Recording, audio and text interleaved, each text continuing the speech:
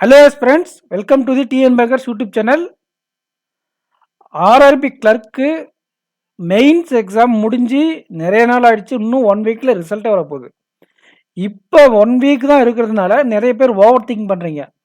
நம்ம overall clear ஆகிட்டு ஒருவேளை ஜென்ரல் அவேர்னஸில் செக்ஷனல் கட்டப் கிளியர் ஆகாமல் போயிடுமா அப்படின்ட்டு உங்களுக்காக தான் இந்த வீடியோ. வாங்க நம்ம டீட்டெயிலாக இந்த எக்ஸ்ப்ளனேஷனை கொடுக்குறேன்.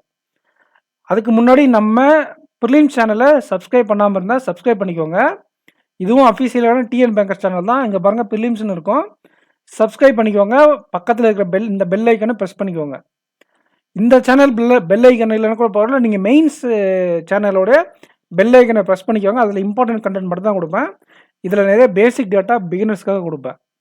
ஸோ நம்ம டைரெக்டாக என்ன பண்ணலான்னா அனாலிசிஸ்குள்ளே போயிடலாம்.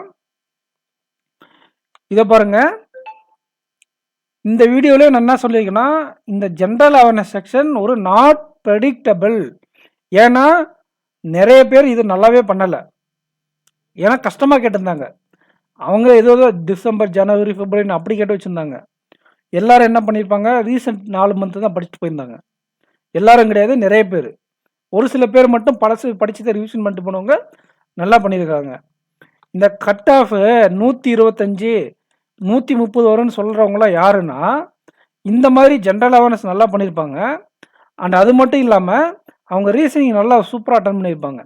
அந்த மாதிரி ரொம்ப சூப்பராக படிக்கக்கூடிய ஆஸ்பிரன்ஸ் பாயிண்ட் ஆஃப் வியூவில் கட் ஆஃப் அதிகமாக சொல்கிறாங்க. பட் நம்ம அவங்க பாயிண்ட் ஆஃப் வியூவில் பார்த்தா ஓவரால் நம்ம கட் ஆஃப் சொல்ல முடியாது. எல்லாமே எப்படி பண்ணியிருக்காங்கன்றதை வச்சு தான் சொல்ல முடியும்.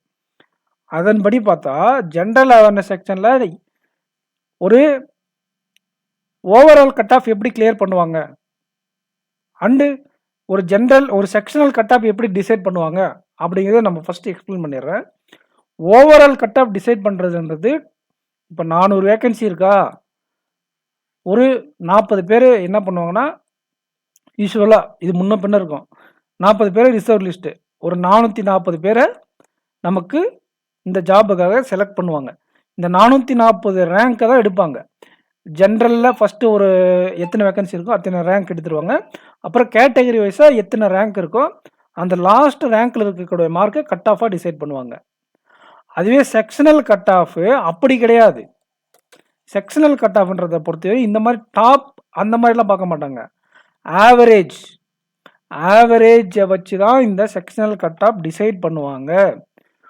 2022 ஐபிபிஎஸ் பிஓ எக்ஸாம் மெயின்ஸ் எழுதுனவங்களுக்கு தெரிஞ்சிருக்கும்.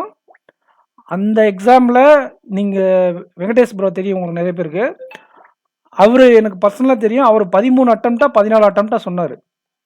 பட் ஆனால் நாங்களாம் 4 அட்டம்ப்ட் 5 நான் 6 அட்டம்ப்ட் தான் கொடுத்து வந்திருந்தேன். ஒரு 3 2 மார்க்கு 3 1 மார்க்கு. நிறைய பேர் 2 அட்டம்ப்ட் 3 அட்டம்ப்ட் அவ்வளோதான் கொடுத்துருந்தாங்க. ஸோ எல்லாரும் என்ன பண்ணாங்கன்னா, ஓவரால் கிளியர் ஆயிரும், ஆனால் எனக்கு ஆப்டியில் போயிடும். ஏன்னா எக்ஸ்பெக்டட் கட் ஆஃப் 4 5ன்னு சொல்லியிருந்தாங்க. ஆனால் அப்போ வந்து எவ்வளோ தெரியுமா எக்ஸ்பெக்டட் கட் ஆஃப், அதாவது ஆப்டிக்கு வெறும் 1 மார்க் தான் வச்சுருந்தாங்க. எல்லாரும் அதிலே ஃபெயில் ஆகிட்டாங்க 0.5 எடுத்து. நான் மட்டும் என்ன எக்ஸப்ஷனல் கிடையாது, நான் டிஸ்கிரிப்டிவ் ஃபெயில் ஆகிட்டேன். ஓவரால் கிளியரே டிஸ்கிரிப்டிவ் போச்சு எனக்கு அந்த வருஷம். இந்த மாதிரி செக்ஷனல் கிளியர் ஆகி போகிற பயம் இருக்க தான் செய்யும். ஆனால் இது டஃப்பாக கேட்டதுனால கண்டிப்பாக கட் ஆஃப் அதிகமாக இருக்காது. நிறைய பேர் என்னன்றாங்கன்னா 4 வரும் 3 வரும் 5 வரும்ன்றாங்க. என்னுடைய அனுபவத்தில் நான் சொல்கிறேன், 1 மார்க் எக்ஸ்பெக்ட் பண்ணலாம். நீங்கள் general awareness expect cut off 1 mark expect பண்ணலாம். ஒரு ஓபிசி கேண்டிடேட்டுக்காக இருந்தால், ஓபிசி எஸ்சி எஸ்டி இந்த மாதிரி கேண்டிடேட்டுக்கு மேக்ஸிமம் அவங்க இன்க்ரீஸ் பண்ணால் ஒரு 2.5 அதெல்லாம் ரேரு. யாருக்குன்னா ஜென்ரலுக்கு வர வாய்ப்புகள் இருக்குது. ஆனால் அவ்வளோ ஈஸியாக அவ்வளோ ஐயாக போகாது. ஒன்று தான் எனக்கு தெரிஞ்சு வர வாய்ப்பு இருக்குது, general awareness sectional cut off. அதனால் நீங்கள் பயப்படாதீங்க. இன்னும் 1 வீக் தான் இருக்குது. நீங்கள் இப்படி பயப்படுறதுனால என்ஐசிஎல் எக்ஸாம் எழுதக்கூடிய ஆஸ்பிரண்ட் பாதிக்கப்படுவீங்க. அது மட்டும் இல்லாமல் வரக்கூடிய NIACL and SBI PO and clerk 2-3 exam இருக்குது. நமக்கு பெரிய மேசிவான வேக்கன்சிஸில் ஃபேஸ் பண்ணக்கூடிய 3 எக்ஸாம் இருக்குது. என்ஐஏசிஎல் மேசிவான வேக்கன்சி இல்லையானா கூட எனக்கு அது மேசிவான வேக்கன்சி. 40 வேக்கன்சிலாம் ஒழுங்கா படிச்சா, ஹார்ட் ஒர்க் போட்டா பாஸ் பண்ணலாம். பட் ஆனா அட்லீஸ்ட் 2 எக்ஸாமாச்சும் இருக்குல்ல. அதுக்கு நீங்க கண்டிப்பா எஃபர்ட் போடணும். இந்த ரிசல்ட் ஃபியர்ல நீங்க அந்த எக்ஸாம கோட்ட விட்டுறாதீங்க.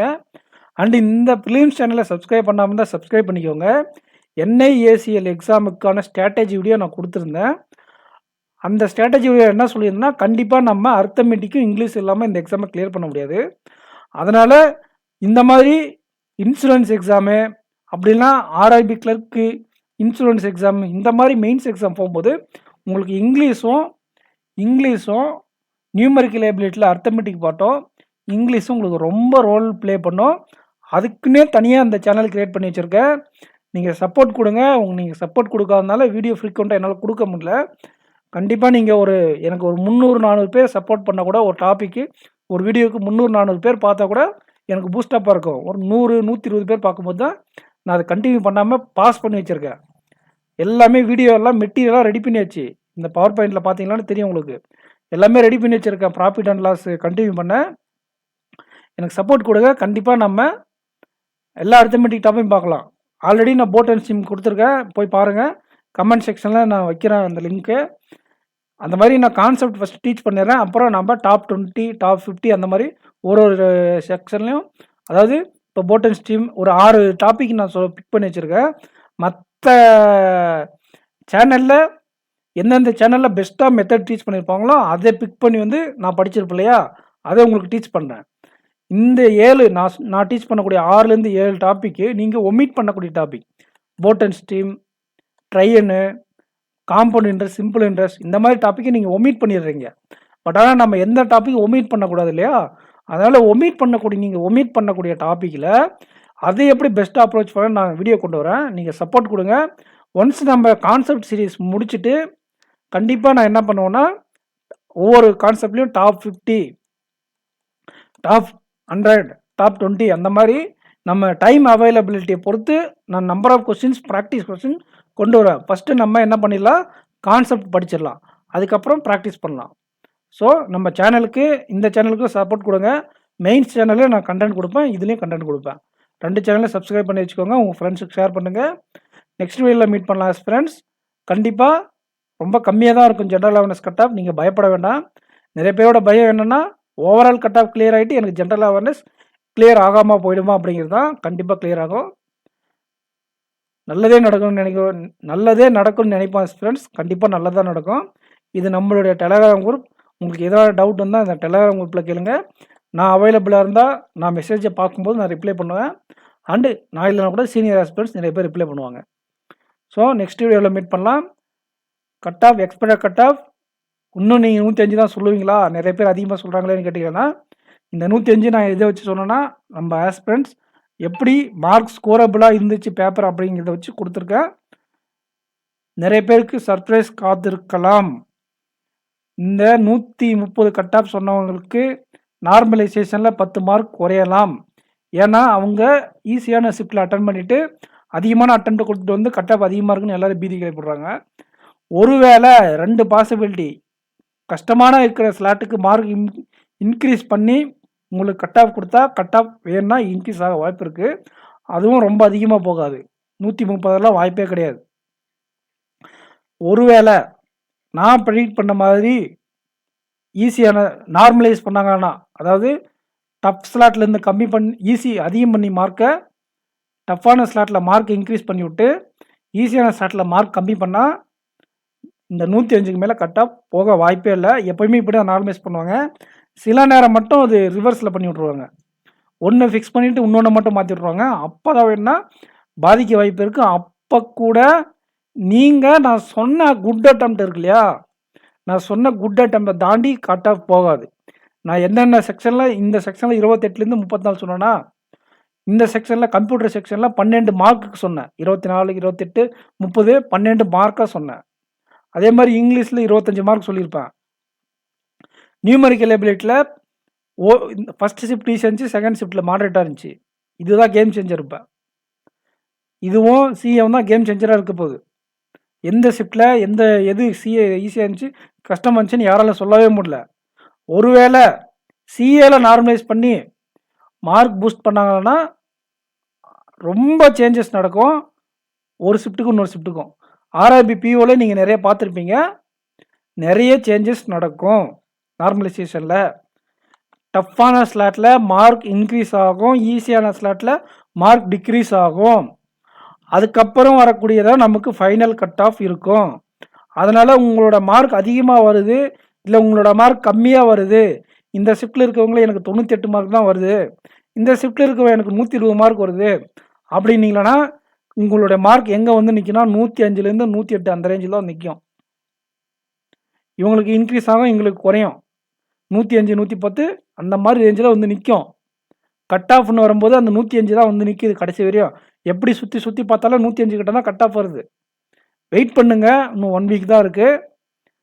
நான் இதில் ஃபெயிலியர் ஆனால் கூட நான் யாருக்கும் ரெஸ்பான்சிபிள் கிடையாது. ஏன்னா நான் ஆல்ரெடி சொன்னபோது எக்ஸாக்டாக சொன்னி இது வரைக்கும் 3 டைம் நடந்துச்சு cut off, expire cut off. அப்போ யாரும் என்னை வந்து நீங்கள் பாராட்டல, கம்மி பேர் தான் பாராட்டினீங்க. கம்மி பேர் பாராட்டினவங்களுக்கு வேணால் நான் வந்து காரணம் சொல்லணுமே தவிர, மார்க் கட் ஆஃப் அதிகமாக போனால் அதுக்கு நான் ஒன்றும் பண்ண முடியாது. நான் எக்ஸாம் ஆஸ்பிரன்ட் சொன்ன பர்ஃபார்மன்ஸ் வச்சு சொல்லியிருக்கேன். எப்படி பார்த்தாலே சுற்றி சுற்றி இந்த இடத்துல வந்து நிற்கிது கட் ஆஃப். நீங்கள் தைரியமாக இருங்க. சப்போஸ் நீங்கள் ஃபெயில் ஆனால் கூட பரவாயில்ல, நீங்கள் நல்லா பண்ணியிருக்கீங்க. இவ்வளோ மார்க் எடுத்தாலே நீங்கள் நல்லா பண்ணிட்டீங்க எக்ஸாமு. அடுத்த எக்ஸாமில் கிளியர் பண்ணிக்கலாம். ஆர்ஆர்பி எக்ஸாம்லாம் ஃபெயில் ஆகிறதுக்கெல்லாம் நீங்கள் ஃபீல் பண்ணக்கூடாது. எப்போயுமே ஆர்ஆர்பி எக்ஸாம்ன்றவங்க சர்ப்ரைஸ் மாதிரி தான். ஸ்டேட் பேங்க் ஆஃப் இந்தியாவோட ஆர்ஆர்பி ரொம்ப மோசம், கிளியர் பண்ணுறதில்ல. ப்ரிலிம்ஸில் மெயின்ஸில் அதிகமான பேர் எடுத்துகிட்ருவாங்க, ஃபைனலில் அவுட் ஆகிடுவாங்க. ரொம்ப கம்மி பேர் தான் பாஸ் பண்ணுவாங்க ஆர்ஆர்பிலலாம். ஸோ இந்த எக்ஸாம்லாம் உங்களால் கிளியர் பண்ண முடியல அப்படின்ட்டுலாம் பயப்படாதீங்க. கண்டிப்பாக வேறு எஸ்பிஐ எக்ஸாம் தூக்கி போயிட்டே இருக்கலாம். நீங்கள் எக்ஸாம் படிச்சுட்டே இருங்க. நெக்ஸ்ட் வீடியோவில் மீட் பண்ணலாம் ஃப்ரெண்ட்ஸ். தேங்க்யூ.